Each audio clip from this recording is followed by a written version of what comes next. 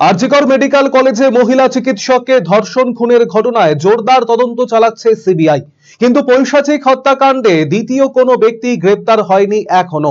স্বাভাবিকভাবেই ক্ষোভ বিক্ষোভে উত্তাল রাজ্য থেকে দেশ।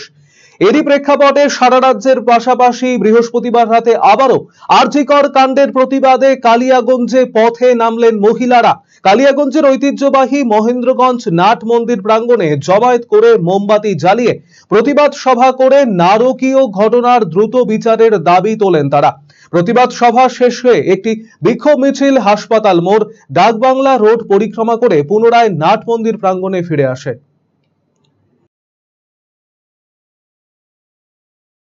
আমাদের সকলেই জানি আরজিকরের যে ঘটনাটা ঘটেছে তার বিরুদ্ধে প্রোটেস্ট করতে আজ আমরা এখানে জমায়েত হয়েছিলাম সকল কালিয়াগঞ্জবাসী। তারপর এখানে আমরা বিভিন্ন স্লোগানের মাধ্যমে প্রোটেস্ট জানালাম। এখন একটা মিছিল হবে, তারপরে ফিরে এসে এখানেই আবার অবশ্যই বিচার চাই, সেটাই বার্তা, একটাই বার্তা সবার, এই ঘটনার পরিপ্রেক্ষিতে বিচারটা যেন ঠিকঠাক হয় এবং যত তাড়াতাড়ি সম্ভব।